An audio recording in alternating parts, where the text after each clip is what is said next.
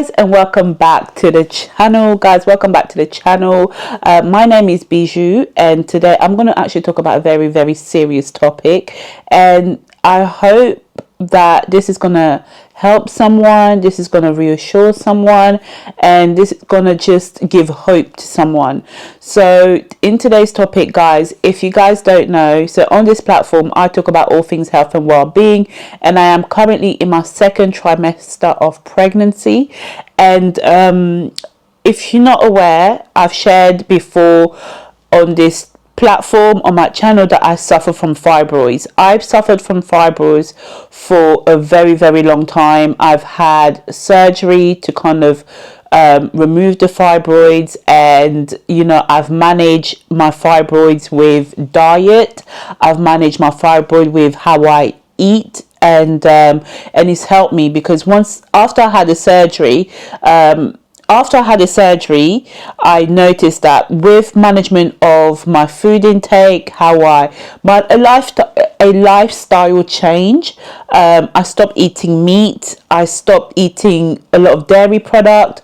There's a lot that I stopped, and then I juiced a lot. I did a lot of research.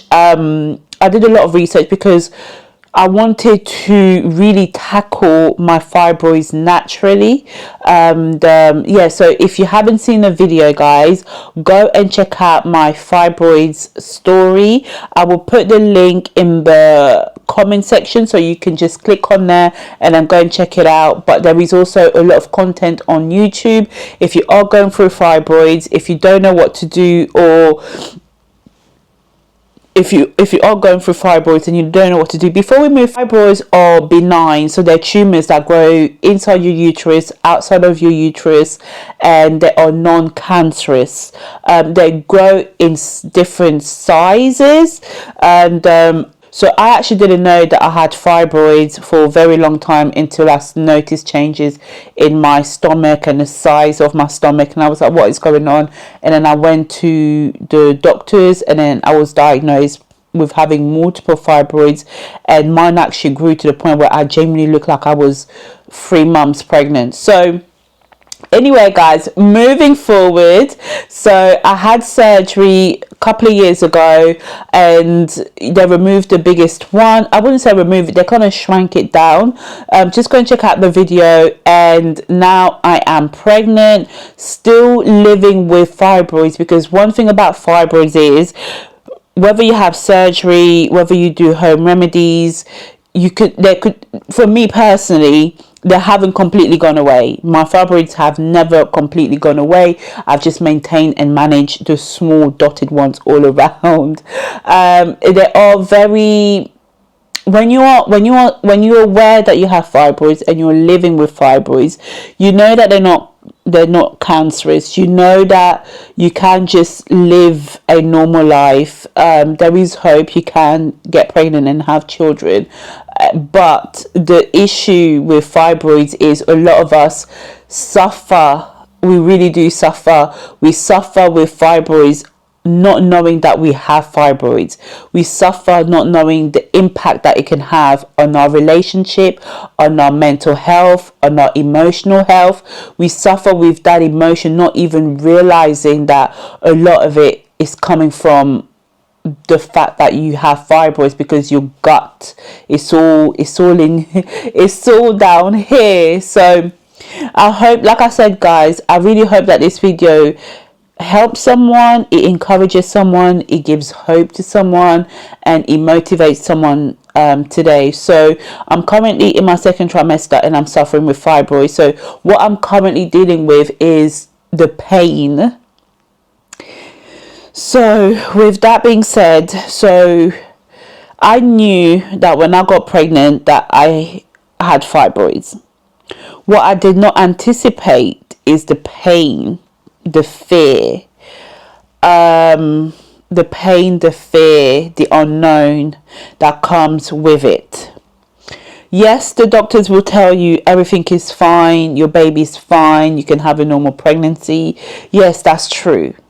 Not every single woman have the same experience. We all different when it comes to our pregnancies. We all different. Our bodies are different. Our races are different. Our genes are different. So we experience pregnancy differently.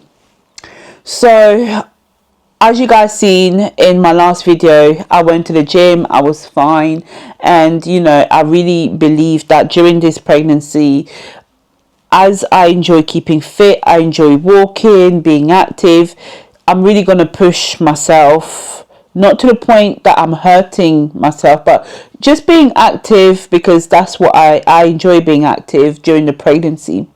But unfortunately, because of the fibroids, it's really got a hold of me.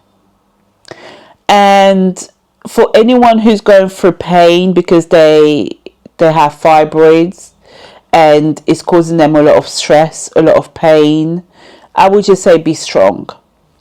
The baby's fine, the journey's long, the journey's tough, because your fibroids can grow during the pregnancy. So it's almost like you've got the baby growing constantly, but then you've got this other lump just constantly growing. Your fibroid can degenerate, which means it's dying. So if you've ever suffered from fibroids and you've had fibroids degenerate or die on you, you know how excruciating that pain is. There was times in my fibroids journey where I couldn't get out of bed. I barely couldn't walk. I would bleed non-stop for months straight. And my self-esteem, my confidence really plummeted. But I was determined to be healed naturally, not to rely on medication. And, I think I've done a good job. So now that I am pregnant and, I'm going through the pain, and it's really tough, but I just want to encourage somebody, and I want to give somebody hope. Don't fear for the worst. Yes, the journey is going to be very, very painful, because when the fibroid is either growing or degenerating, because on top of the pregnancy hormones and the changes that you're going through, you now have to deal with this added change that's happening, because as your baby is getting bigger and it's making room, is growing, the blood supply, because fibroid lives off blood supply that when you have fibroid, they survive by blood supply, they survive with that. So as your baby is now taking and a lot of the blood supply, that's being taken away from the fibroid, so it's hard for the fibroid to survive. So in a good way, even though you're going through a lot of pain, you can say, do you know what, at least that fibroid is shrinking. Probably not the best time, because it kind of may worry you, because it can lead to a negative impact on your body, but we push through. So I hope I'm making sense to anyone out there. My journey is tough, because with suffering from fibroids, it's very tough to walk. It's very tough to do any chores. Like the simplest thing, like lifting a plate, or hoovering or cleaning, is very, very tough. So that's kind of halted my workout journey. Even walking is very tough. I can barely walk. What I was saying is, guys, I just want to let you know, if you are suffering from fibroids, and always consult your doctor, consult the relevant people that you need to consult with. I'm just simply sharing my own experience based on what I've gone through. I don't know it all, but this is just what I've gone through. So if you are going through a similar journey, definitely speak to a consultant, your gynecologist, your doctor, your GP. Speak to them, and then they'll be able to kind of like monitor you. One thing is, if you are in the UK, whatever underlying conditions that you have, when they discover it during your pregnancy, you do go under additional care. It just means that you are monitored more frequently, you are looked after a bit more frequently.